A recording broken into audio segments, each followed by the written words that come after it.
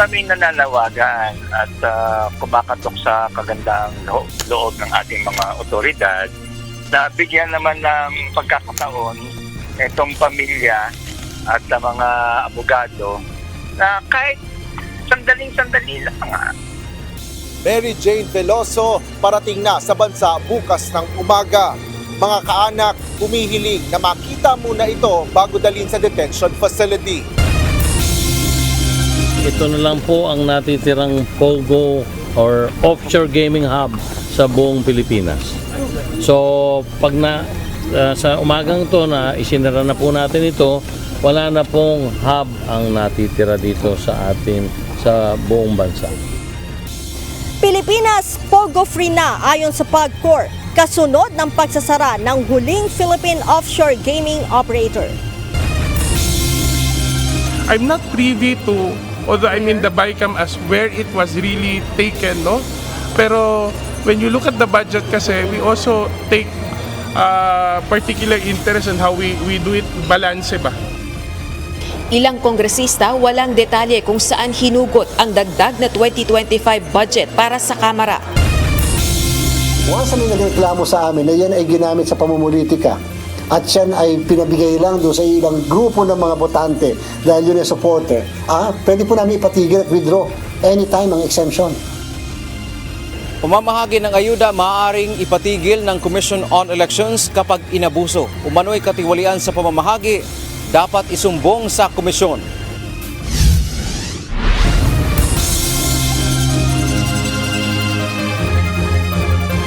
Magandang hapon Pilipinas at sa buong mundo. Tayo po ay sabayang napapakinggan sa Radio La Verdad 1350 ang UNTV Radio. At una sa ating mga balita.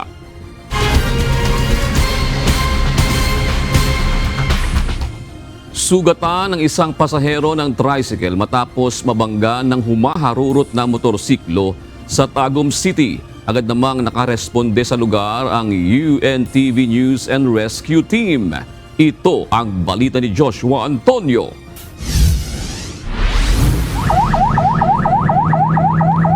Mabilis na sumaklolo ang UNTV News and Rescue Team sa isang banggaan ng tricycle at motorsiklo sa Apocon Road, Crossing City Hall, Tagum City, alas 11:48 kagabi.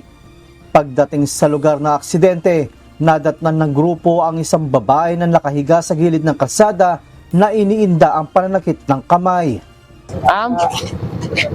Relax ka. At ay pinakasakit sa mga? Hindi ba lihok? Sige, steady lang ka na. Sa assessment ng grupo na tukoy na nagkaroon ng deformity sa kaliwang kamay ang biktima na agad lamang nilagyan ng splint upang ma-stabilize. Kinilala ang biktima na si Lovely Solis, 29 anyos, residente ng Purok Timog, Tagum City. Kwento niya nasa tabi lang siya ng tricycle habang nakapark ito sa gilid ng kalsada nang mangyari ang aksidente. Nagtamo din ng sugat sa kaliwang tuhod ang motorcycle rider na si Christian Kabangbang na nilapatan din ng first aid ngunit tumanggi na ito magpadala sa ospital. Ayon sa isang saksi sa aksidente, nakahinto sa gilid ng kalsada ang tricycle habang matulin ang takbo ng motorsiklo. Sa lakas ng pagkakabangga, tumilapon ang biktima. Nagbaba kung ng pat down, sir. Nandito sa panbo, ng kalsada, dress kilid niya. Pagka man kay ang kanang single na motor, kusog kay nakapadagan. Pagka man kay pagtanaw na mo diri wala naman, baliw-liw naman ang kuan, top down. Pagka man kay ang babae lagi kay na nilupad, na kuan, naigwa ng kuano, kilid. Mo to among gidul, gitabangan na mo sila. Dito pagikan kusog na kay nakapadagan. Pagkaman pagpadagan tingagay mi na kalitrag paka diri. Matapos lapatan ng pangunang lunas, ang biktima ay dinala na ito sa Davao Regional Medical Center para sa iba yung pagsusuri. Joshua Antonio, UNTV News and Rescue. Diyos ang aming sandigan, serbisyo publiko ang aming pinahahalagahan. Nanawagan ang Commission on Elections o COMELEC sa ating mga kababayan na isumbong sa kanila at sa mga ahensya na nagpapatupad ng pamamahagi ng mga ayuda sakaling may makitang katiwalian o bahid ng pamumulitika sa mga ito. Kabilang na dito ang pamimili lamang ng mga recipient o inililipat sa ibang venue ang pamamahagi para mapaboran ang mga taga-suporta ng isang politiko. Samantala, tiniyak naman ng COMELEC na hindi kasama sa kanilang ipinagbabawal ang pamamahagi ng ayuda sa mga apektado ng pagputok ng Mount Canlaon basta matiyak lang din na hindi ito maaabuso. Ito ang balita ni Dante Amento. Kinakailangan na yung pagpapatupad naman ay meron naman pong panuntunan na maliwanag na hindi magagamit sa pangangampanya. Dahil pagka po ginamit sa pangangampanya, ang lagot sa amin, yung mismong mga opisyal ng ahensya na magpapatupad po nito. Ngayong mainit ang isyu sa paglalaan ng pondo sa mga proyekto at programa ng gobyerno, isa sa pinangangabahan ay ang posibleng pang-aabuso ng mga politiko sa pamimigay ng ayuda dahil papalapit na ang panahon ng eleksyon. Posibleng gamitin sa political agenda o pakinabang ng mga kandidato na kunwari ayuda pero ang totoo ay vote buying na pala ang gagawin. Isa sa nagpahayag ng ganitong agam-agam si dating presidential spokesperson Attorney Harry Roque, partikular pagdating sa ayuda sa kapusang kita o AKAP. Lahat ng mga ayuda na dapat ibinibigay sa isang buong taon, uubusin po yan sa panahon ng eleksyon dahil ang eleksyon ay Mayo. Sigurado po yan. Marso pa lang, ubus na yan. Kasi may mga listahan na yung mga senatong at mga congressman na yan kung saan talaga sila mamimigay para ang mangyayari institutional vote buying. Ayon kay Commission on Elections o COMELEC Chairman George Erwin Garcia, kailangang humingi sa kanila ng exemption ang mga ahensya na mangunguna o magpapatupad ng distribusyon ng ayuda gaya ng Department of Social Welfare and Development o DSWD pagdating sa AKAP. Kung may makikitang anomalya sa pamimigay nito ay magsumbong sa COMELEC o sa ahensya mismo na nangangasiwa sa pamimigay ng social services. Once may nagreklamo sa amin na yan ay ginamit sa pamumulitika at yan ay pinabigay lang doon sa ilang grupo ng mga botante dahil yun ay supporter, pwede po namin ipatigil at withdraw anytime ang exemption. Hindi po absolute na nabigay mo na yan, wala nang bawian. Pwede po namin bawiin yun anytime at pwede namin kasuhan yung mismong responsible ng mga opisyal. Binigyang din ng COMELEC may kapangyarihan silang bawiin ang ibinigay na exemption at ipatitigil ang pamamahagi ng ayuda kapag hindi masusunod ang mga ibinigay nilang kondisyon. Sa ngayon wala pang hininging exemption ang DSWD para sa AKAP dahil ang paniniwala ng COMELEC posibleng pagkatapos na mapirmahan ang panukalang pondo ng gobyerno para sa susunod na taon. Bagamat ang DSWD ay sinigurong sila pa rin ang pangunahing magpapatupad at maghahatid ng tulong sa mga benepisyaryo ng programa. So wala po kaming kinikilingan o pinapanigang politiko sa ating pag-iimplementa ng mga programa, hindi lang ng AKAP at pati ng mga ibang programa.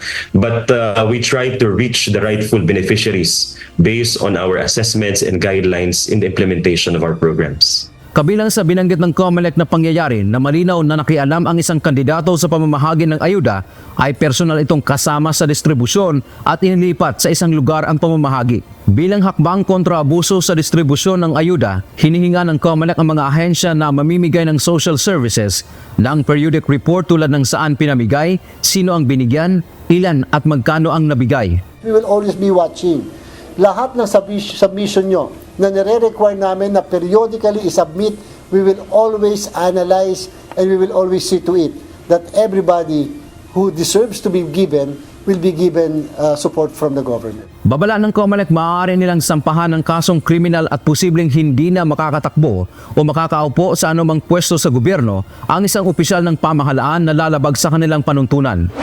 Samantala, nilinaw ni Chairman Garcia na pagdating sa pamamahagi ng ayuda sa mga lugar na sinalanta ng kalamidad at sakuna tulad ng mga apektado ng pagsabog sa Bulkang Canlaon, exempted sila sa ban ng pamamahagi ng social services. Maaaring abutin pa ng election period ang epekto nito kaya inaasahang mangangailangan sila ng tulong.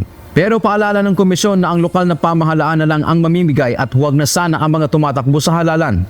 Huwag naman po sanang abusuhin na magdidistribute tayo ng tulong sa mga kababayan nating mahihirap, kababayan nating nasaktan, nasugatan o kaya nabiktima ng kalamidad na meron pa naman ng mga pagmumukha. O kaya naman, di ba po ang tulong naman pwedeng mabigay ng hindi naman kinakailangan ilantad natin at ipamukha doon sa tumatanggap kung kanino nang galing. Dagdag pa ng poll body ang mga grant na mula sa politiko o party list para sa pagpapagamot, ay lenient o maluwag naman sila rito. Hindi na anya ito dapat kinukwestiyon dahil malalaman din naman ng COMELEC kung talagang pamumulitika lang ang gagawin. Papasok lang ang 45-day spending ban o prohibition ng COMELEC pagdating sa pamamahagi ng social services tulad ng ayuda sa March 28 hanggang May 11, 2025 o isang araw bago ang halalan. Dante Amento, UNTV, News and Rescue. Diyos ang aming sandigan, serbisyo publiko, ang aming pinahahalagahan. Kontrobersyal ang paglalaan ng mga mambabatas ng pondo para sa ayuda para sa Kapos ang Kita Program o AKAP sa ilalim ng 2025 Proposed National Budget. Marami ang nangangamba na baka magamit lang ito sa pamumulitika. Ngunit ano nga ba ang AKAP at sino ang benepisyaryo nito? Ito ang balita ni Van Alvarez. Sana pag-isahin na yung pondo para malaking malaki, lahat ng hihingi, mabigyan ka agad, wag na natin paghiwalayin, wala nang turuan, wala nang sisihan, wala nang akuhan na amin lang to, wala nang ganun. Basta may pondo dyan, handa para sa nangangailangan. Hindi sinang-ayunan ng Senado na mabigyan ng pondo ang Kapos ang Kita Program o AKAP. Ngunit sa Bicameral Committee, nilaanan ito ng 26 billion pesos na pondo. Ano nga ba ito at sino ang mga maaaring tumanggap nito?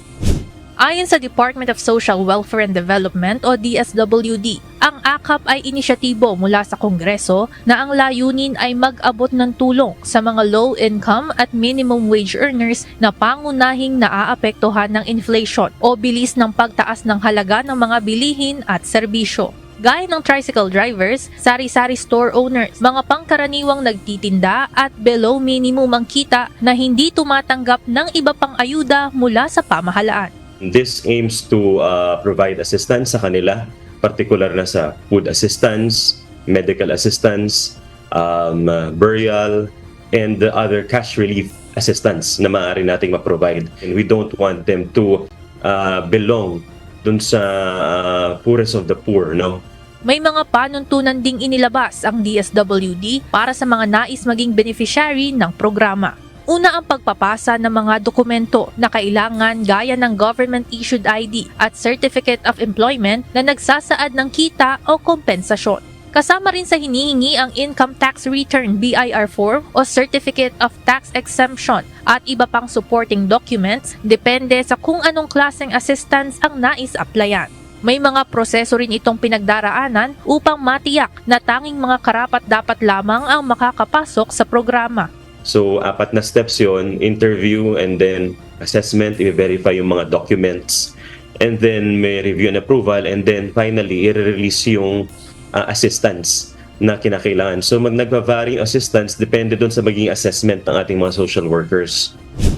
Kung maaaprubahan, maaaring makatanggap ng 1,000 piso o higit pa ang isang AKAP beneficiary. Depende sa uri ng assistance na hinihingi, gaya ng medical, funeral, food relief, rice at cash assistance.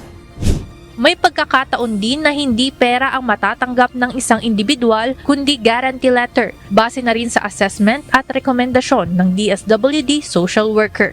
Ayon sa DSWD, ngayong 2024, patuloy na umuusad ang AKAP kung saan umabot na sa 4 na milyon ang beneficiaries nito, katumbas ng higit kumulang sa 20 billion pesos. Tiniyak rin ng kagawaran na sapat ang 26 billion pesos na proposed budget sa 2025 para sa mga tutulungang low-income at minimum wage earners sa susunod na taon. Ivan Alvarez, UNTV News and Rescue. Diyos ang aming sandigan, serbisyo publiko ang aming pinahahalagahan.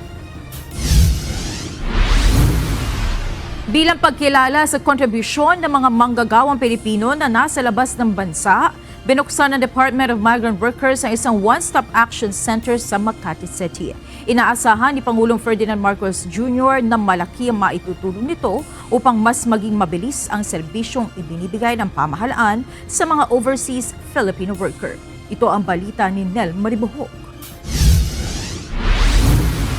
Sa madaling salita, aalisin nito ang komplikasyon ng burokrasya at gagawing maayos ang sistema para sa ating mga manggagawa. Mismong si Pangulong Ferdinand Marcos Jr. ang nanguna sa pagbubukas ng One-Stop OFW Action Center sa Makati City. Sa pamamagitan ng opisina na ito, magiging sentralisado o nasa iisang lugar lamang matatagpuan ang mga serbisyo at suportang ibinibigay sa mga OFW. Ayon kay Pangulong Marcos, maaalis na ang anumang komplikasyon o hirap na dinaranas ng mga OFW sa pag-aasikaso pa lamang ng kanilang mga papeles. Sa ating mga OFW na nagbabalik bansa, sa halip na maaabala pa kayo sa mahabang pila at magulong proseso, bubungad na sa inyo ang ayos at mabilis na sistema upang makuha ninyo ang serbisyo, benepisyo at programa ng ating pamahalaan. Nandito na rin sa One-Stop Center ang mga serbisyong ibinibigay ng Department of Migrant Workers tulad ng balik manggagawa processing, reintegration support services at legal assistance. Kasama na rin makikipagtulungan dito ang Social Security System o SSS, Pag-ibig Fund, PhilHealth, TESDA at iba pang national government agencies. Para sa isang kababayan nating magsisimula ng paglalakbay bilang OFW, matutulungan kayo dito sa bawat hakbang sa inyong pag-apply. Simula sa kontrata, legal na proteksyon, hanggang sa pagsasanay. Tinitiyak natin sa bawat sulok ng mundo, may gobyernong handang tumulong sa inyo. Tiniyak ni Pangulong Marcos na patuloy na magpapatupad ng mga reforma upang maging mabilis ang serbisyo ng pamahalaan. Nel Maribho, UNTV News and Rescue, Diyos ang aming sandigan, serbisyo publiko ang aming pinahahalagahan. Inanunsyo ni Department of Health Secretary Ted Herbosa na aprobado na ng Philippine Health Insurance Corporation o PhilHealth Board ang corporate operating budget ng ahensya para sa susunod na taon. Ito ay nagkakahalaga ng 284 billion pesos na mas mataas ng 10% sa corporate operating budget ng PhilHealth noong 2024 na umabot lamang sa 259 billion pesos. Sa inilabas sa pahayag ng Department of Health, itataas din ng PhilHealth ang halaga ng ilang benepisyo at case rate ng hanggang 50% sa susunod na taon. Kabilang dito ang PhilHealth Konsulta at ang 156 hemodialysis session ng ahensya. Ayon sa DOH, nasa 150 billion pesos pa ang sobrang pondo ng PhilHealth as of October 31, 2024. Ito ay resulta ng underspending ng ahensya dahil sa maliit na porsyento lamang ang nagamit nito sa ilang capital expenditures. Idediretso sa Correctional Institution for Women si Mary Jane Veloso pagdating nito sa bansa bukas ayon sa Bureau of Corrections. Ayon naman sa legal counsel ni Mary Jane, sasalubong pa rin ang mga kaanak nito kahit hindi sila payagang magkausap. Samantala, tikom pa rin ang palasyo kaugnay ng executive clemency kay Veloso at prioridad nila sa ngayon ang pagpapauwi sa kanya. Ito ang balita ni Asher Kadapan Jr. Tuluyan pa rin kami nananawagan at kumakatok sa kagandang loob ng ating mga otoridad na bigyan naman ng pagkakataon itong pamilya at mga abogado na kahit sandaling-sandali lang Handa na sa pagsalubong ang mga kaanak at legal counsel ni Mary Jane Veloso sa nakatakdang pag-uwi nito sa Pilipinas bukas mula sa Indonesia. Ngunit mukhang iba ang plano ng Bureau of Corrections sa pagdating ni Veloso sa paliparan. Sa isang pahayag, sinabi ni Bucor Director General Gregorio Catapang Jr. na diretso sa Correctional Institution for Women o CIW si Mary Jane mula sa Ninoy Aquino International Airport. Uukupahin nito ang kwarto na ginamit ni Cassandra Ong. Tiniyak naman ni Catapang na hindi pagsasamahin sa isang selda si Veloso at ang kanyang recruiter para na rin sa seguridad ng Filipina death row convict. Naghanda na rin ang CIW ng adobong baboy at pastillas base rin sa hiling ni Veloso. Isa sa ilalim din muna ito sa 5 araw na quarantine at orientation and security evaluation bago ilipat sa regular na kulungan.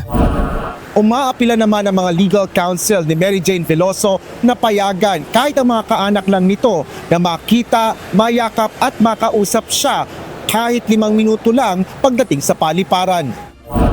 Paliwanag ni Attorney Edre Olalia, isa sa mga abogado ni Mary Jane, wala naman anyang mawawala kung pagbibigyan ng mga kaanak na makausap siya kahit saglit. Kung nagpakita nga anya ng kabutihang loob ang Indonesian government, sana ay gawin din ito ng ating pamahalaan. Pupunta pa kami bilang pagpapakita na talagang sabik na sabik tayo na humantong na sa itong culmination na to no?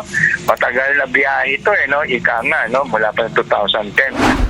Ayon naman kay Katapang, papayagang makabisita ang pamilya Veloso sa December 24 matapos ang quarantine period.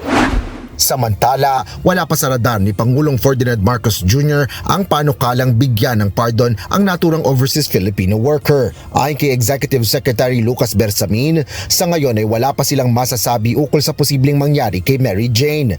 Sa ngayon ay prioridad anya muna ng Pangulo ang ma-repatriate si Veloso nang walang anumang delay. Nang tanungin naman si President Marcos ukol kay Veloso, sagot ng Pangulo, Asher Kadapan Jr., UNTV News and Rescue.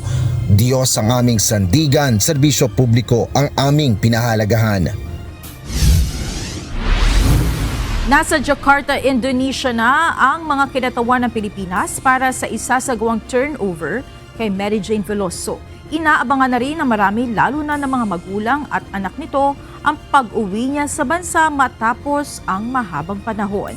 Pero paano nga ba napunta sa ganitong sitwasyon si Mary Jane na ang tanging layunin lamang ng pangingibang bansa ay magtrabaho para sa kanyang pamilya? Ito ang balita ni Jed Neresina. First of all, we acknowledge the efforts of the Philippine government to bring Mary Jane home. And they have been saying that this is the result of their diplomatic relations with the Indonesian government. We appreciate that. Matapos ang 14 na taong pagkakakulong sa Indonesia, sa wakas nakatakda ng umuwi sa Pilipinas si Mary Jane Veloso. Isa itong tagumpay para sa kaniyang pamilya matapos ang mahabang talakayan sa pagitan ng mga gobyerno ng dalawang bansa. Ngunit sino ba si Mary Jane Veloso at inaabangan ng marami ang kanyang pag-uwi sa bansa? Taong 2010, nahikayat si Mary Jane na magtrabaho sa ibang bansa. Mula ito sa alok ng kanyang kapitbahay at kinakapatid na si Cristina Serio. So una sabi sa kanya, nagtatrabaho siya bilang domestic helper sa Malaysia, kaya isinama siya sa Malaysia. Pero pagdating doon, sabi ay hindi na available yung trabaho, kailangan mo munang pumunta sa Indonesia. Ayon kay Attorney Jocelyn Dainla, legal counsel ni Veloso, pagpunta ni Mary Jane sa Indonesia, may nagbigay sa kanya ng maleta na hindi niya alam na naglalaman pala ng heroin. So binigyan siya ng maleta, meron silang tinagpo ng mga kalalakihan doon, at ayun, pinadala sa kanya yung maleta. Ito namang si Mary Jane bilang buo ang tiwala sa kanyang kinakapatid, pumayag siya, At hindi niya alam na yung palang maleta na ibinigay sa kanya ay naglalaman ng heroin. Ayon sa mga ulat, 2.6 kilograms ng heroin ang nasabat sa customs pagdating sa airport sa Indonesia. Kaya siya ay kinasuhan ng drug trafficking at tuluyan siyang nasintensyahan ng parusang kamatayan sa kabila ng mga kaliwat kanang mga apela. Nakatakda sanang humarap sa firing squad si Mary Jane noong April 2015, ngunit nakatanggap siya ng last-minute stay of execution o pagsuspinde ng kanyang pagbitay. Personal na umapela si dating Pangulong Benigno Noynoy Aquino III sa Indonesia at sinabing kritikal ang testimonya ni Mary Jane sa kaso ng kanyang mga recruiter dito sa Pilipinas. Parang mirakulo nga na binigyan siya ng reprieve, reprieve yung pansamantala hindi muna isasagawa yung sentensya sa kanya. At ang sabi ng presidente noon, to give her a chance to get justice. Ibig sabihin, para mabigyan siya ng pagkakataon na makatestigo laban doon sa mga itinuturo niyang nag-recruit at nag-traffic sa kanya. Dahil sa ibinigay na reprieve ng gobyerno ng Indonesia kay Veloso, nabigyan siya ng pagkakataon na ipagpatuloy ang inihain niyang kaso laban sa kanyang recruiters at traffickers dito sa Pilipinas. Nahatulan ang mga ito sa salang large-scale illegal recruitment noong 2019 at sa kasalukuyan, dinidinig pa ang kaso at mismong si Mary Jane na lang ang hinihintay na testigo ng prosekusyon para mailahad niya kung ano talaga ang nangyari sa kanya. Matapos ang mahabang talakayan sa pagitan ng Indonesia at Pilipinas, naabot ang kasunduang ilipat ang pangangalaga kay Mary Jane Veloso rito sa bansa.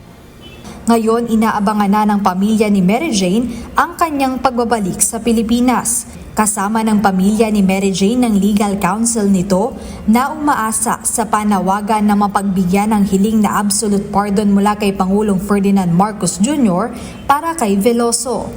Ako po talagang gustong-gusto ko na pong makita ang ating anak, mayakap, mahalikan. Talaga pong yung aking anak na yan ay mabait, kaya gustong-gusto ko na po siyang makita at mayakap. At nananawagan din ako sa ating mahal na Pangulo na sana po kapag napaglapag ang aking anak na dito sa ating bansa, na sana po ibigyan na siya ng clemency kaagad para makasama na namin. Jed Neresina, UNTV News and Rescue. Diyos ang aming sandigan, serbisyo publiko ang aming pinahahalagahan. Narito naman ang mga balita sa iba't ibang panig ng mundo na ihahatid ng ating global correspondent na si Nerissa Dando mula sa Nagoya, Japan.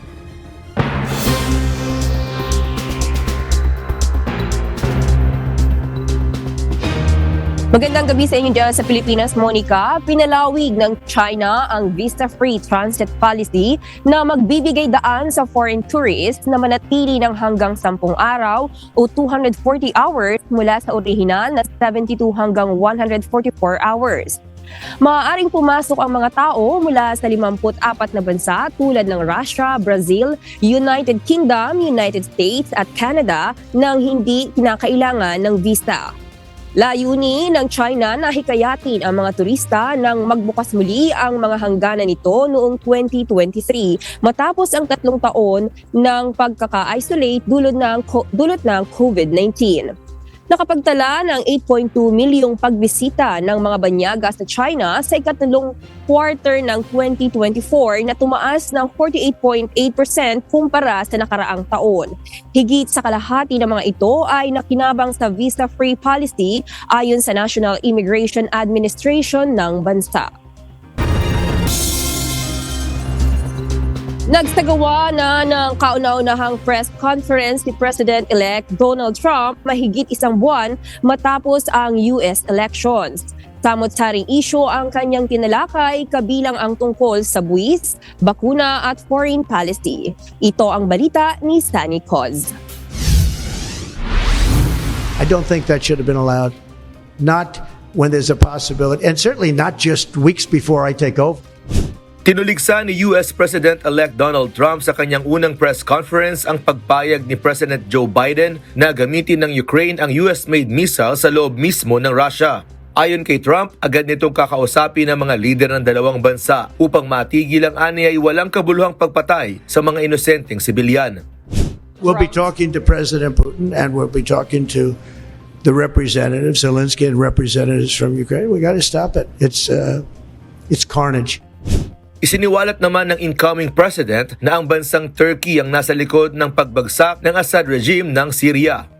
If you're talking about two, now that one of the sides has been essentially wiped out, but nobody knows who the other side is, but I do. You know who it is? Turkey. Okay? Turkey's the one behind it. He's a very smart guy. They've wanted it for thousands of years, and he got it.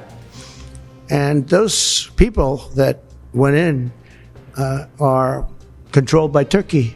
And that's okay. It's another way to fight. But no, I don't think that I want to have our soldiers killed. But I don't think that will happen now anyway because the one side's been decimated. Tutol din si Trump na madamay ang US soldiers sa Syria at sa mga nagigiriang paksyon dito. Ikinatuwa naman ni SoftBank CEO Masayoshi Son ang planong ng incoming US administration na matigil ang mga giyera sa kasalukuyan at naniniwala siyang magagawa ito ni Trump sa kanyang ikalawang termino. Inihayag ito ng CEO ng Japanese financial giant kasabay ng pangako ng $100 bilyong na investments para sa bansa. I am truly excited to make this happen. And of course, business is important, technology is important. But one more thing I'm really hoping is that this President Trump would make the world, bring the world into peace again. That's my additional hope. And I think he will actually make it happen. Ayon naman kay Trump, isang patunay ang investment pledge ng SoftBank na magbibigay daan sa pagpasok ng mga bagong teknolohiya gaya ng AI sa US at makagagawa ito ng halos 100 milyong trabaho sa bansa. This historic investment is a monumental demonstration of confidence in America's future, and it will help ensure that artificial intelligence, emerging technologies, and other industries of tomorrow are built, created, and grown right here in the USA. One of the beautiful things about Samantala, plano ni Trump na pag-aralang muli ang batas na naglalayong ibenta ang US business ng TikTok kung hindi ay tuluyan itong ibaban sa US. Ayon sa kanya, ang TikTok ang isa sa dahilan kung bakit nito napanalunan ang mga kabataan ng US. How do you plan to stop the ban on TikTok next month? We'll take a look at TikTok. You know, I have a warm spot in my heart for TikTok because I won youth by 34 points. Sanicos, UNTV News and Rescue, USA. Diyos ang aming sandigan, serbisyo publiko ang aming pinahahalagahan. Nagbitiw sa pwesto si Chrystia Freeland, Finance Minister at Deputy Prime Minister ng Canada dahil sa hindi nila pagkakasundo ni Prime Minister Justin Trudeau tungkol sa paggastos at banta ng 25% na taripa mula sa US. Tinanggihan ni Freeland ang inalok na mas mababang posisyon at sinabi niyang hindi na sila magkasundo sa tamang direksyon para sa bansa. Agad itinalaga si Dominic LeBlanc bilang kapalit sa gitna ng krisis sa pamumuno ng Liberal Party. Nagbabala naman ang oposisyon na posibleng humantong sa vote of no confidence ang sitwasyon na maaaring magpatalsik sa gobyerno ni Trudeau. Tinututulan ni Freeland ang mga panukalang pansamantala ng tax breaks at dagdag na gastusin na aniyay makasasama sa paghahanda ng bansa sa posibleng trade war. Bumagsak ang suporta para kay Trudeau na lalong pinapalala ng pag-alis ni Freeland sa gabinete. Ipinagpaliban ng Space One Japan ang ikatlong pagtatangka nitong maglungsad ng rocket noong linggo dahil sa malalakas na hangin. Nakaschedule sana ang paglungsad ng Kairos rocket mula sa launch pod sa Wakayama ngunit inurong sa hanggang Miyerkules ng umaga. Inaasahan ng Space One na makamit ang tagumpay na katulad ng SpaceX sa pamamagitan ng mas murang paglulunsad ng satellite para sa negosyo. At yan ang mga balita mula sa iba't ibang panig ng mundo. Mula dito sa Nagoya, Japan, ako si Nerissa Dando. Magandang gabi. Walang detalye ang ilang kongresistang miyembro ng Bicameral Conference Committee kung saan hinugot ang dagdag na pondo para sa Kongreso sa susunod na taon. 17 bilyong piso ang nadagdag sa Kamara, samantalang 1 bilyong piso naman para sa Senado. Ito ang balita ni Rosalie Cos. I'm not privy to, although I'm in the BICAM as where it was really taken, no? Pero when you look at the budget kasi, we also take particular interest in how we do it, balance ba? Mula 16.34 billion pesos sa 2025 General Appropriations Bill, umakyat sa 33.67 billion pesos ang pondong nakalaan sa House of Representatives batay sa inaprobahang bersyon ng Bicameral Conference Committee o BICAM. Mahigit 17 bilyong pisong halaga ang nadagdag. Ang Senado naman, nadagdagan din ng mahigit 1 bilyong piso. Dinipensahan ng mga kongresista na ang dagdag pondo para sa infrastructure improvements ng Kamara sa gitna ng tumataas na bilang ng miyembro at mga activity ng kapulungan. Pero nang tanungin kung saan galing ang idinagdag na alokasyon, walang detalye ang mga kongresistang miyembro ng BICAM. Kung hinugot ba ito sa mga ahensyang binawasan o inalisan ng alokasyon gaya ng Department of Education at Philippine Health Insurance Corporation. For sure it was done during the BICAM. So, hindi lang ako privy dun sa details at kung saan pinagkunan. But definitely naman, dumaan po ito sa sound discretion ng technical working group. Sa BICAM-approved version ng 2025 budget, nabawasan ng nasa 11.5 billion pesos na pondo ang DepEd. Tinanggal din ng mahigit 74 billion pesos na government subsidy para sa PhilHealth, samantalang nasa 288 billion pesos naman ang nadagdag sa Department of Public Works and Highways. Bagaman suportado ni Pangulong Ferdinand Bongbong Marcos Jr. ang hakbang kaugnay ng state health insurer dahil may sapat naman itong pondo. Sa DepEd budget cut na 11.5 billion pesos, iginiit nitong hahanapan ng paraan ng kanyang administrasyon para maibalik ang kinaltas na budget. Ayon pa kay Pangulong Marcos Jr., kung maaari ay ayaw niyang mag-veto o hindi aprubahan ng isang partikular na probisyon o nakasaad sa panukalang budget. Nakaabang naman ang mga kongresista sa mga susunod na hakbang ng Palasyo ng Malacanang kaugnay ng pambansang pondo para sa susunod na taon. So now it's under review ng executive and it's due for signature I think before Christmas.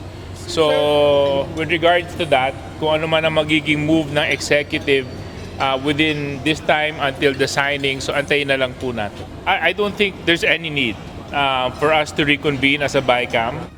The president is my father. I support him in whatever he says and whatever he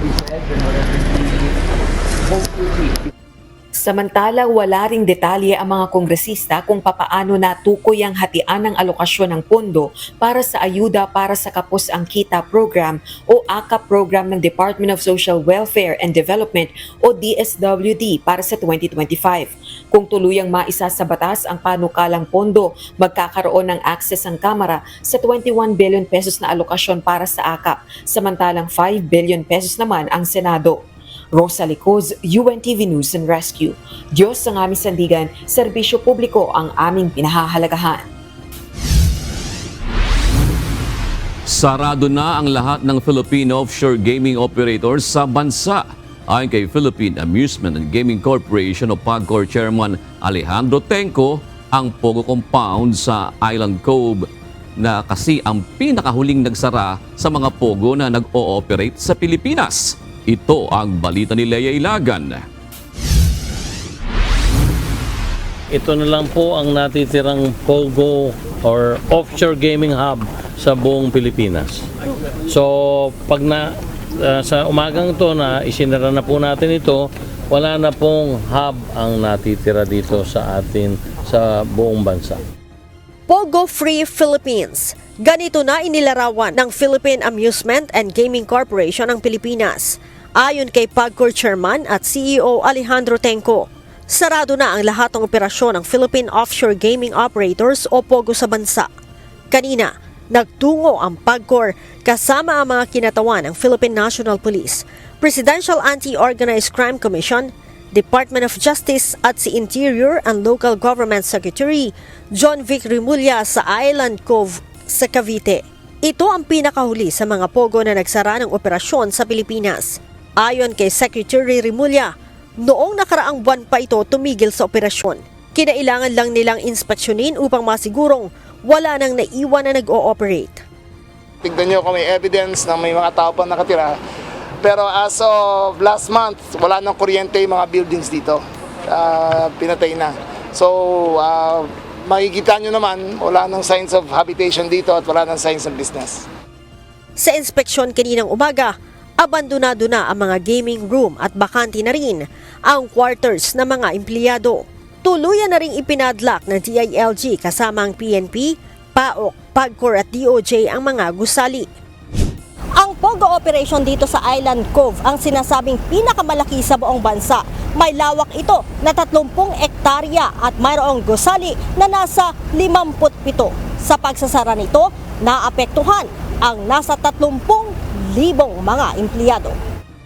Kabilang dyan ang 15,000 Pilipino at 15,000 mga dayuhan.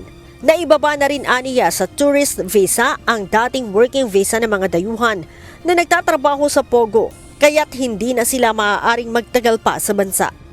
Ang DOLE ang DTI ay gumawa ng job fair para sa kanila, para sa may mapunta sila ibang mga trabaho.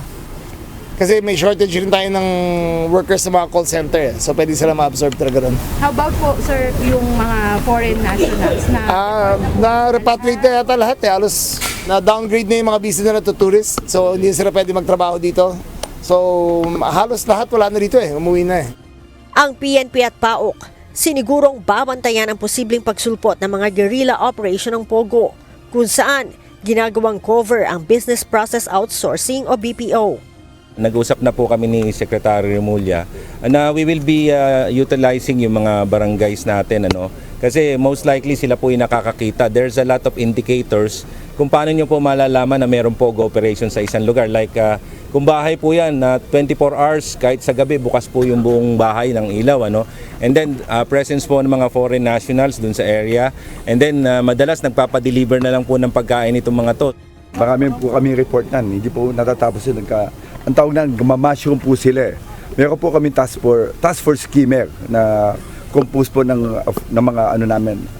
ACG, Anti-Cyber Crime Group, and we have reports na monitor po namin yung online sa internet nila. Gaano po yung karaming tao, and alam mo, may mga foreigner na binabantayan kami. May mga reports talaga kami. Maririnig nyo. Makikita nyo po, pagtutulungan po namin, after January 1, you will see ang powerful po ng gobyerno laban sa ganito. We will make sure matutupad po yung pangako ng presidente natin na wala pong POGO by January 1. Dagdag ng PAGCOR, nasa 20 billion pesos kada taon ang mawawala sa Pilipinas sa pagsasara ng POGO sa bansa. Ang Island Cove ay pag-aari noon ng mga Remulla.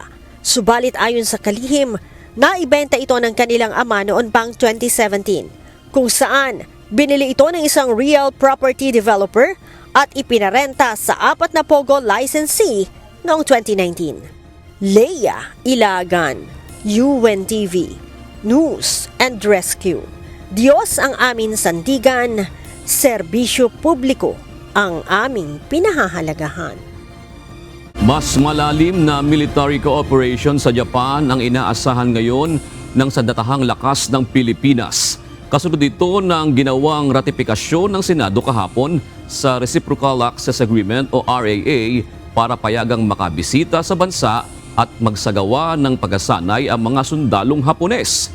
Ito ang balita ni Ryan Lacanlale. With due respect to and consistent with the laws and regulations of the receiving state, the Philippines and Japan are expected to undertake more in-depth practical military cooperation and exercises under the RAA. Kasunod ng pag-aproba sa Senate Resolution number 1248 o ang pagratipika sa Reciprocal Access Agreement o RAA sa pagitan ng Pilipinas at Japan kahapon, inaasahan ng sandataang lakas ng Pilipinas na mas lalawak pa ang mga pagsasanay ng militar ng dalawang bansa. Magiging kahalintulad ito ng pagsasanay ng mga sundalong Pilipino at Amerika. But we're looking at, of course, more interoperability exercises as the same as what we're doing now with our Balikatan exercises, Laknib exercises, and talaga naman pong nagjo-join na in Japan with our multilateral maritime exercises. So we'll have more of those and look at other scenarios that we can address as well. So mas open na tayo ngayon because of this RAA. Saklaw nito ang pagpapalakas sa pagtugon sa issue ng seguridad sa cybersecurity, maritime domain awareness, pagpapalawak ng pagsasanay, palitan ng kaalaman at pagpapalakas ng Humanitarian Assistance and Disaster Response o HADR. Expanding training and education, exchanges, and strengthening humanitarian assistance and disaster response. This partnership will help the AFP address security challenges, especially in critical areas such as the West Philippine Sea, and further solidify our preparedness and resilience in safeguarding national sovereignty. Layon ng AFP na magkaroon ng katulad na Visiting Forces Agreement sa Japan at maging sa ibang mga kaalyadong mga bansa. So ito sir, kasama na lahat dito, no, yung improvement and interoperability of our systems, intelligence sharing and gathering and sharing, yung compatibility of our communications equipment, all of those things. So malawag itong mga sakop nito, but as I said, we won't be giving the exact details until such time po na talagang we will be implementing it in the Armed Forces of the Philippines. Pero hindi pa ito pwedeng ipatupad ngayon dahil mangangailangan pa na aprubahan din ang RAA ng National Diet ng Japan. Ayon sa AFP, posibleng sa susunod na taon na ito maratipika ng Japan. Ryan Lacanlale, UNTV News and Rescue. Diyos ang aming sandigan, serbisyo publiko ang aming pinahahalagahan. Nagsampa ng reklamong falsification and violations of the anti-dummy law ang National Bureau of Investigation sa Department of Justice laban kina dismissed Banban Tarlac Mayor Alice Go at 4 na miyembro ng kanyang pamilya. Ayon kay NBI spokesperson Ferdinand Lavin, kaugnay ito ng pagbili ng 4 na parcels ng lupa para sa kanilang 3 lean Q farms sa mga Tarem, Pangasinan. Niloko umano nila ang kanilang sarili bilang mga mamamayang Pilipino ng sapat na nakumpirma ng NBI na sila ay mga mamamayang Chino. Kasama sa inireklamo ang mga magulang ni Go na sina Zhang Zhonggo at sina Wen Yi, mga kapatid na sina Sheila at Ximen Go. Naghain ng panibagong reklamo ang Philippine National Police o PNP sa hinihinalang Chinese spy na naaresto noong Mayo sa Makati City. Ito'y matapos ang ginawang masusing review sa mga gamit na nakumpiska sa Chinese na si Yu Hang Liu. Kahapon, opisyal nang isinampa ng Criminal Investigation and Detection Group sa Office of the Prosecutor's Office sa Quezon City ang reklamong illegal interception at misuse of devices na paglabag sa Cybercrime Prevention Act of 2012 laban kay Liu. Agosto nitong taon nang makuha ang libo-libong mga kahina-hinalang larawan, video at audio sa cellphone nito. May nakita ring mga kahina-hinalang applications, database, call logs at filed documents sa Chinese na posibleng nakuha gamit ang IMSI catcher. Ayon sa CIDG, ang IMSI catcher ay uri ng interceptor device na ginagamit para makakuha ng mga sensitibong impormasyon mula sa cellphone user at posibleng magamit din sa iligal na aktibidad. Una nang nasampahan ng reklamo ang Chinese ng paglabag sa Republic Act 10591 or the Comprehensive Firearms and Ammunition Regulation Act. Naghahanda na ang Commission on Elections o COMELEC sa posibleng paglala ng Bulkang Kanlaon. Ayon sa COMELEC, posibleng makansela ang election sa Negros Island kapag itaas sa Alert Level 4 ang sitwasyon sa paligid ng bulkan. Mula sa La Carlota City, ito ang balita ni Lane Moreno.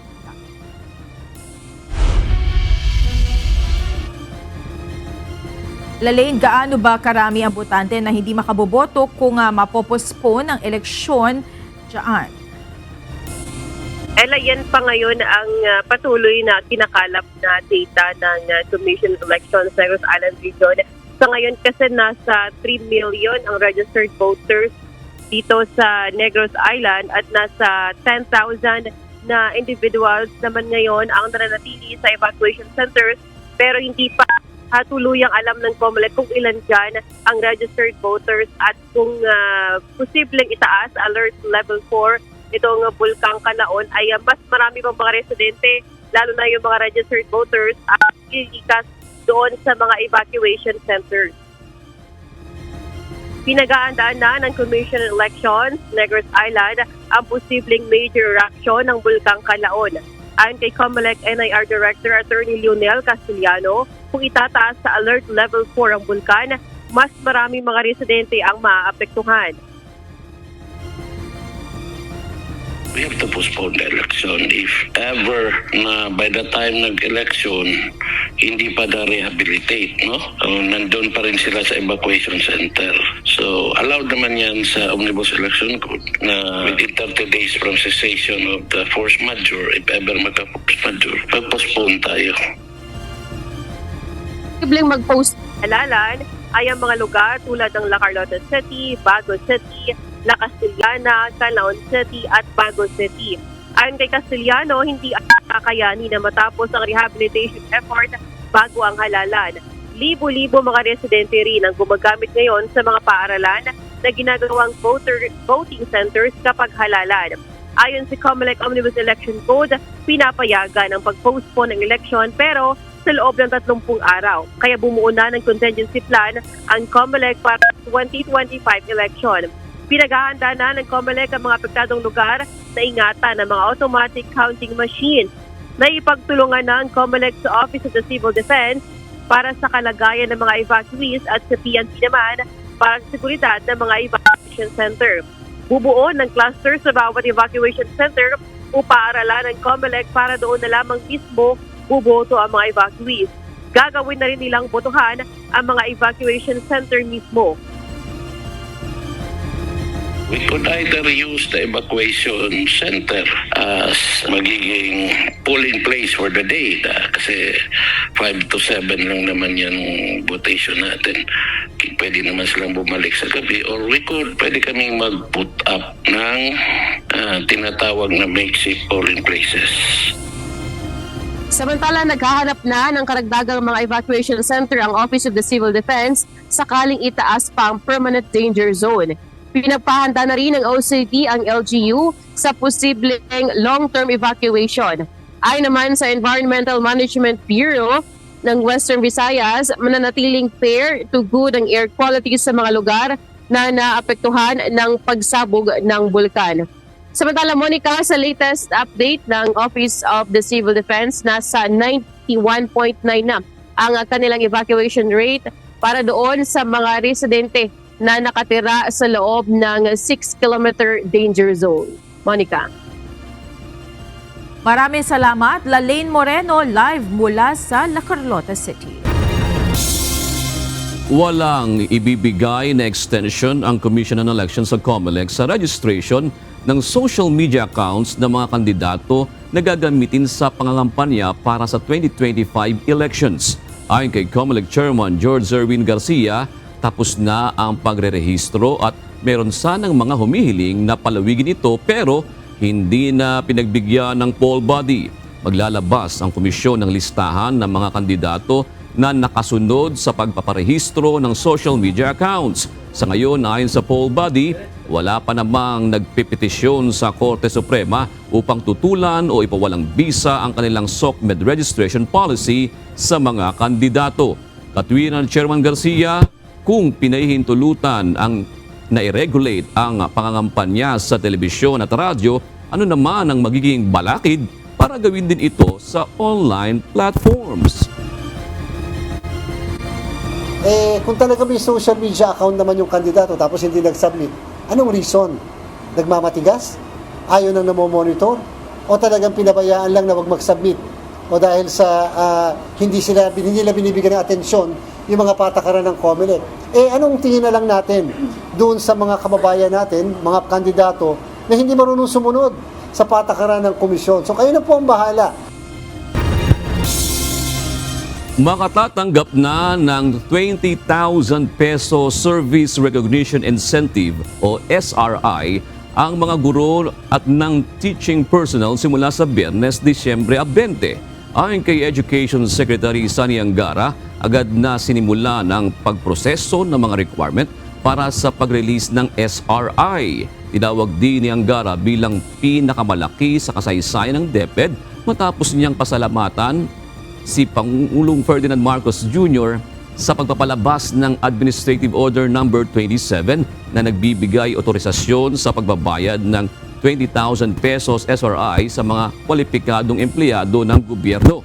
Nagpasalamat din ang kalihim ng edukasyon kay Department of Budget and Management Secretary Amina Pangandaman para sa pakipagtulungan sa DepEd upang maibigay ang insentibong ito sa kanilang mga empleyado. Hinihikayat ng TESDA sa Cordillera Region ang mga nais pang matuto at makapagtapos ng pag-aaral sa scholarship program ng pamahalaan. Ayon sa ahensya, marami nang nagtapos sa TESDA ang nakakuha ng maayos na trabaho dahil sa pagtsatsaga at pagpupursige na makapag-aral. Ito ang balita ni Grace Doctolero. for the commitment of TESDA-CAR as a whole sa mga scholars natin. This is a continuous program of the government, okay, allocating para at least marami tayong matulungan sa mga kababayan po natin to undergo a lot of scholarship programs. It was mentioned that we have almost 7 or 8 kind of scholarship that can be accessed by the different type of our client. Ibinahagi ni Omar Orbillo na kabilang sa benepisyaryo ng TESDA-CAR o Technical Education Skills Development Authority Cordillera na malaking tulong sa kanyang scholarship programs ng ahensya upang maipagpatuloy ang kanyang pag-aaral. Aniya, sa tulong ng TESDA programs ay nakakuha siya ng National Certificates 2 at 3 at Diploma on Electrical Engineering. Nakapasa na siya sa April 2024 Registered Master Electrician Licensure Exam. Napakalaking bagay po, ma'am, since ito po yung naging parang bread and butter po, kumbaga, kasi yung skills ko nagagamit ko sa aking livelihood, ganun po, ma'am. And sila po yung talaga yung nag-provide ng parang tertiary education po, ma'am, kasi yung prayer diploma program po nila. Hinikayat naman ito ang iba pang interesadong kabataan na mag-apply at mag-avail ng iba't ibang programang alok ng TESDA. Ganyan po talaga yung tingin nila sa even before din po ako ganun po, pero nung nakita ko po yung kagandahan ng yung mga nakakapag-graduate po ng TESDA, nakakakuha po talaga ng trabaho agad-agad po, kasi doon po nga sa skills training is in line with the pangangailangan ng mga industry. So yun, wag silang mag-alinlangan na mag-take din ng TESDA, try nila ang TESDA. Kabilang si Omar sa 42,172 graduates mula sa kanilang 7 scholarship programs mula taong 2022 hanggang 2024. Sa tala ng TESDA-CAR mula sa nasabing bilang 25,861 ang na-assess, 23,574 ang sertipikado at 17,097 ang may trabaho. Ayon kay TESDA-CAR Assistant Regional Director Glenn Murphy, ang tagumpay ng mga kagaya ni Omar ang malaking kontribusyon ng TESDA-CAR sa pag-unlad ng mga manggagawa sa Cordillera. Kahit na yung mga PWD natin, kahit na yung mga hindi high school na student natin, but of course there are scholarship also that has a requirement na kailangan high school graduate sila. So meaning to say, ang point doon is we have a lot of scholarship that caters to all types of our clients. Whether kahit nga yung mga natin, PDL natin, senior citizens na, they can avail of this scholarship program. Kabilang sa mga scholarship program ng TESDA ang training para sa Work Scholarship Program, Special Training for Employment Program, Private Education Student Financial Assistance, Universal Access to Tertiary Education, RISE Extension Services Program, Tulong Trabaho Scholarship Program at DOTR Chuper Scholar. Grace Doctolero, UNTV News and Rescue. Diyos ang aming sandigan, serbisyo publiko ang aming pinahahalagahan. Isa sa kinapananabikan ngayong Desyembre ang mga bonus o 13th month pay ng mga manggagawa mula sa kani-kanilang mga kumpanya. Subalit, nabibigyan daan din kaya ng publiko ang pagtatabi ng pera o pag-iipon sa mga ganitong pagkakataon? Ito ang balita ni Mia Alonso. Sa bills kasi ngayon medyo hindi. Kasi lalo holiday season. So, sunod-sunod yung gastos. Isa ka ba sa nakatatanggap ng 13th month pay subalit wala sa bokabularyo ang pagtatabi ng pera dahil sa dami ng gastos lalo na ngayong holiday season?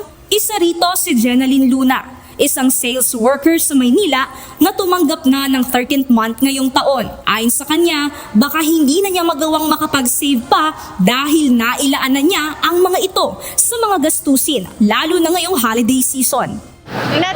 Try ko na, pero since yun nga, may mga family emergencies din, minsan yung savings ko na yun, nagagamit ko din siya. Dagdag pa ni Jenaline, maliban sa pamilya, ay nailalaan din niya ang kanyang pera sa mga personal na pangangailangan. Yung mga gusto kong ding bilhin, kasi syempre, deserve ko din naman, syempre nag-work ako. So, I deserve a part of it dun sa kinikita ko. Ayon kay Ateneo Center for Economic Research and Development Director Sir Percival Peña Reyes, mahalaga na makilala muna ang sarili upang maging epektibo sa layunin ng pag-iipon. Dahil aniya, nagiging ugat ito kung saan napupunta kadalasan ang gastos ng isang tao. Kilalanin mo sarili mo, ano yung emotional triggers mo at nakagawa ka ng mga desisyon na really unwise tutuusin, diba?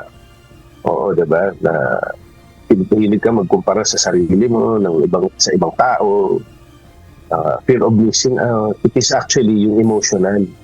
Oo, kaya yung pinakaunang tip ko talaga para sa mga nanonood, nakikinig, kilalanin nyo talaga sarili nyo. Ayon kay Peña Reyes, kapag naging malinaw ang mga bagay na nakakapag-trigger sa isang tao, mas nagiging conscious na ito sa pag-iwas at pag-iingat sa nagiging dulot ng paggastos nito. Yung pag-iipon kasi really, kumbaga, yung enjoyment mo, parang pinopostpone mo muna to a later date, no? Yung it's postponement of yung consumption. Oo. Na eventually, no, pagka may pangangailangan ka in the future, no, yung ipon mo, yung gagamitin mo, no, or halimbawa may emergency ka, yan, no, pwedeng manggaling yan, no, sa ipon mo, no.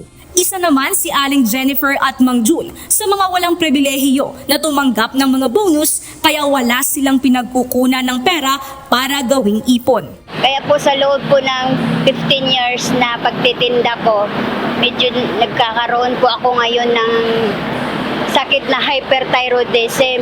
Kaya tumigil po muna ako pag vendors. Unang-una po, mahirap po umasa sa mga anak. Mas maganda po yung may sariling income. Yung naiipon mo, may sapat lang din Mga pambayad lang din ng pambahay. Tulad ng kuryente. Hindi ka rin makakapag-ipon mo kasi kailangan mo rin i-maintenance ang motor. Nagbigay naman ng paraan at mga hakbangin si Peña Reyes sa epektibong pag-iipon. Kung magkapera ka man, ipon, unahin mo maglinis bahay ka para guminhawa buhay. Oo. Yung mga utang mo, bayaran mo. Oo. Dahan-dahan, ganyan. But consistently, diba? Until ma-zero out mo yan. Oo. And after paying off debts, ayan, sige, make it a discipline na. You set aside yung surpluses mo, no? And treat it like yung utilities mo. Kung utilities mo, matik, binabayaran mo yan. Magtabi ka somewhere, a stash account that you do not, wala kang balak talagang galawin. Sige, dyan lang yan. Nagbigay paalala rin ito sa mga may kalakasan pa ang pangangatawan, subalit walang income. Bakit ka walang source of income? Disabled ka ba? Or ako maintindihan ko if you are disabled or what, no? Pero if you are otherwise able-bodied, ba? May mga bisyo ka ba? May mga ibang, you can be productive. Work is a choice. Tandaan natin yan. Work is a choice. Being productive is a choice. Ba? Kaya ekonomista, no? Ano yung pinag-aaralan ng ekonomista? Scarcity and productivity. Pero ano bang paraan para maibsan mo yung scarcity, di ba? Maging productive ka. Oh, marami kang needs and wants, no? But you have to be productive, no? Dagdag ng ekonomista, ang pagtatrabaho at pagkakaroon ng income para makapag-ipon ay desisyon na manggagaling mismo sa tao. Ang pagnanasa na magkaroon ng savings ay hindi nakasalalay sa ibang tao o sa paligid, kundi sa kaniyang sarili mismo. Mia Alonso, UNTV News and Rescue. Diyos ang aming sandigan, serbisyo publiko ang aming pinahahalagahan.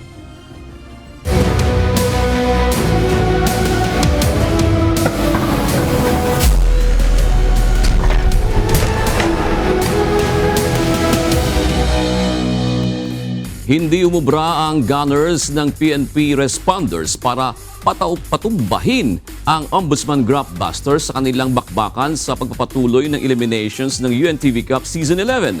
Samantalang naunsyami naman ang dapat sana ay panalo na ng Senate Defenders dahil sa last quarter run ng DA Food Masters habang nagwagi ang Judiciary Magis kontra sa AFP Cavaliers.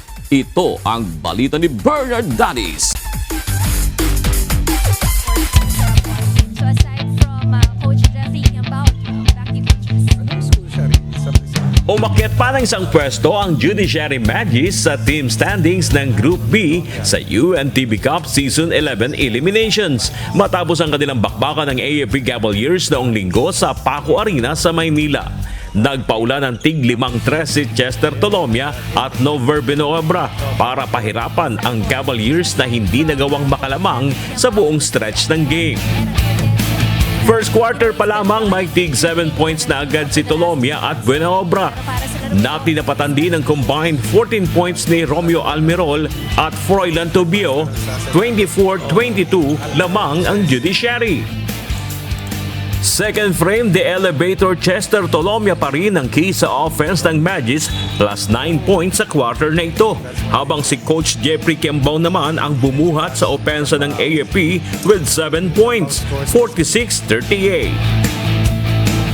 Third kanto, lumobo sa 15 puntos ang abante ng Magis after 3.5 minutes. Pero sumagot ng 19-8 run ang AFP courtesy ni Darwin Cordero, Almirol at Kiambao. 68-64, apat na lang ang hinahabol ng AFP. Last quarter, hindi mapigilan ng AFP ang Gunners ng Magis na nagbuslo ng 25 points kaya naman na-outscored sila with 11 points. Sa huli, panalo ang Judiciary sa final score na 93-75. Best player of the game si Nover Binoebra with 32 points, 6 rebounds, 3 assists at 2 blocks. At si Chester Tolomia na humakot ng 30 points, 16 boards, 5 dimes at 2 steals. Sumusunod lang kasi kami sa spacing namin, sa proper spacing namin, kaya nakakatira ako ng 3 points kasi may high-low play kami, so yung spacing namin maayos. Nangyari with the close out, hirap pantayin ito. So, pinakamaganda na lagi sa amin ngayon yung depensa talaga eh. Maganda yung pinapakita ng mga kasama ko, lahat tutulong-tulong sa depensa ba. Sa ngayon, meron ng 2-1 win-loss record ang Judiciary, habang ang AFP naman ay meron ng 3 panalo at 2 talo. They are enjoying the game. Walang pressure. Kumbaga naglaro sila with all their hearts na walang pressure talaga. Off yung mga shooter ko, no? So, hindi kami maka-abante, hindi kami maka-transition. So, yun yung naging problema namin. Number 1, defense, and then yung outside shooter namin, wala talaga.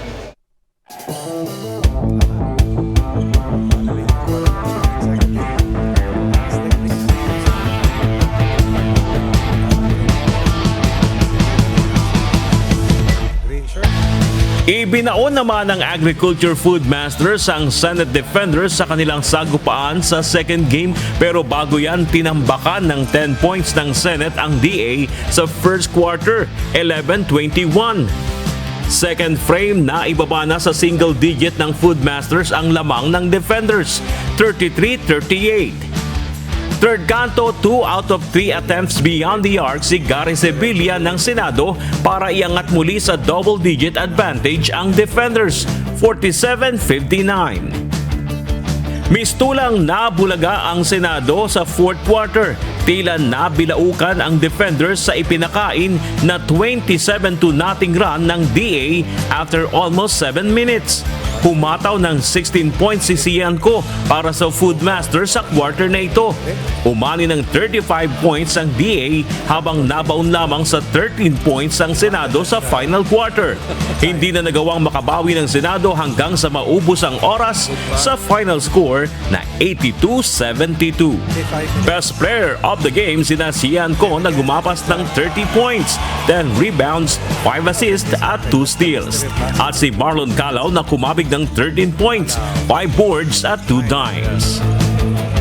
We have to start on defense kasi nung first and second quarter medyo soft, masyadong soft yung namin. And hindi kami makapag-transition offense kasi nakaka-shoot sila. So nag-focus muna kami sa defense, then after the defense, yung offense came through na lang. Yes, yung naging namin, lapses namin, lalo na sa first half, yung siyempre of course, yung defense namin, medyo naging naging soft kami noon, tulad nga sinabi ni Sean. Totoo yun na ganun nga, pero ayun nga, pagdating ng second half, nakabawi kami. Ayun nga, nagpapasalamat nga kami doon sa namin, yung adjustment namin, kaya namin nakabalik.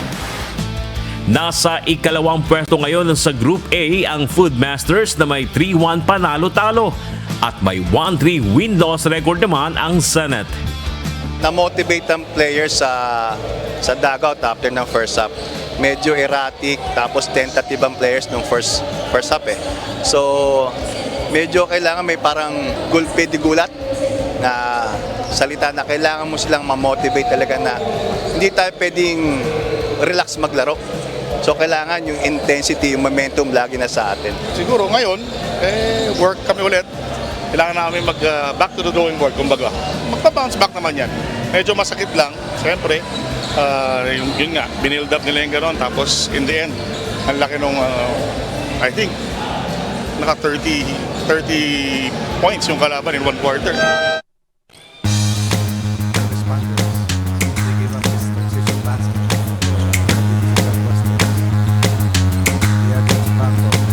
Nananatiling matatag ang Ombudsman Blockbusters sa number 1 spot sa team standing ng Group A na may malinis na 5-0 win-loss record. Hindi umubra ang puwersa ng PNP responders sa kanilang banggaan na nagtapos sa score na 71-59. Pinangunahan ng opensa ng Blockbusters ni Paul Ladja na humakot ang 15 points, tig-3 rebounds at assist at 6 na steals. At si Carlo Gatmaitan na kumamada ng 11 points, 8 boards at 2 steals. Hindi namin iniisip na number 1 kami. Basta kung ano yung nasimulan ng team namin, yun lang yung ginagawa namin. Talagang kailangan namin i-focus yung sarili namin, lalo na dun sa mga sinasabi ng mga coach namin.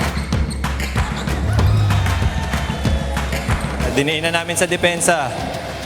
Nilimit namin yung outside shooting nila. Magagaling yung guards ng PNP, takbo ng takbo.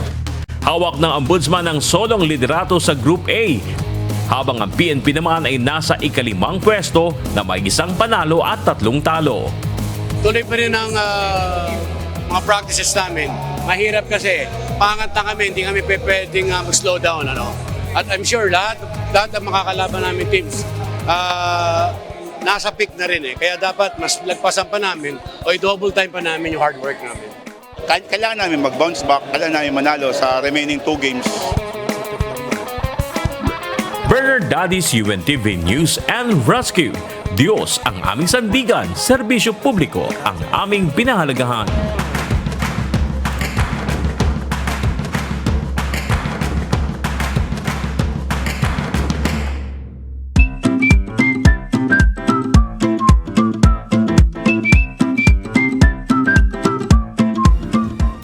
Yun. Bago natin ibigay ang ating mga ka-OC, mag-usi-usi muna tayo. Oo. Sisain muna natin yung ano. Sisain muna natin mga sarili, sabi ni Mia Alonso, bago tayo mag-impok. Oo, yung pag-ipon. Oo, kasi 'di ba sabi nila kapag December, mapera raw ang mga tao at magastos ang mga tao. Tapos yan ng pagka halimbawa July, August, nangangarap na yung mga empleyado. Pagdating ng December, mag-iipon ako. May mga pangako na yan eh. Kasi alam nila meron silang madudukot dahil meron silang inaasahan. Parang gano'n. Eh, maganda nga yung sinasabi ng ekonomista. Dapat sarili mo muna, tingnan mo kung ikaw ba'y desidido. Usapin mo sarili mo, ano ba yung kaya mo ba talaga? Parang gano'n. Pero pang mag-ipon. Oo. Ako gusto ko yung... Actually, minsan nga, gusto ko yung sinabi nung isa sa mga in-interview ni Mia Alonso. Kasi napansin ko to sa mga kabataan sa Gen Z. Marunong silang i-reward yung sarili nila after nilang magtrabaho. Correct. Minsan nga lang, napapasobra yung reward, no? Ay, sinabi ng isa kanina, gusto niya i-enjoy. Oo, Kasi sabi naman, niya, deserve naman niya. Minsan kailangan mo rin kasing i-balance. Kasi minsan daw, nabasa ko lang yung millennials, yung mga, yung mga kapanahunan ko. Millennials ka rin ba? O basta yun. Yung mga millennials kasi may tendency na kinukuripot yung sarili. Oo. So, minsan hindi niya nababalansin. So, tayo, dapat in-enjoy rin naman natin yung ating mga pinaghihirapan. Pamangkin ko parang, ganun ba nga mga Gen Z, no? Pamangkin ko parang ganun eh. Oo. Akala mo mayaman? Mahilig nila sabihin, Pamangkin si Renz yun, si Renz Siron sabihin. Minsan nanonood dalawa yun. kasi yung, hindi pala, yung mga pamangkin ko, merong Si Rap tsaka si Renz. Si Rap, si ano lang siya, hindi siya magastos. Parang, pero siya yung mapera. Isa naman, onti yung pera, pero parang siya yung mayaman. Parang ganun. Baka kaya naging mapera kasi oo, nag-iipon talaga. Ito yung bank account niya.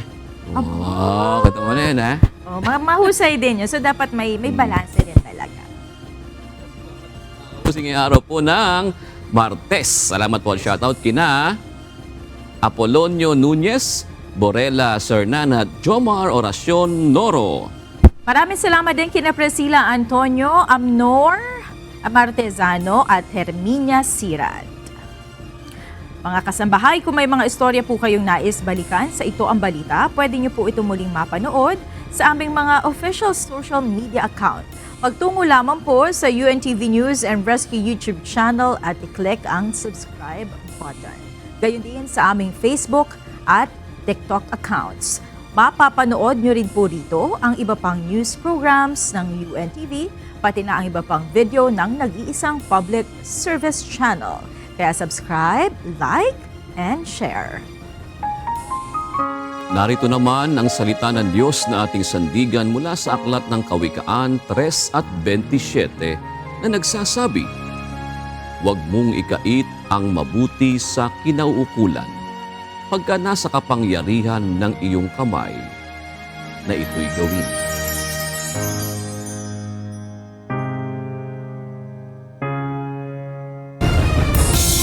At yan ang naging kabuuan ng ating balitaan ngayong gabi. Aming inilahad ng buong katapatan kung paano namin nasaksihan. Kayo po'y makapagtitiwala ng aming nakita at narinig, ang aming ibinabalita at dito po sa UNTV. Diyos ang aming sandigan, serbisyo publiko ang aming pinahahalagahan. Magandang gabi po.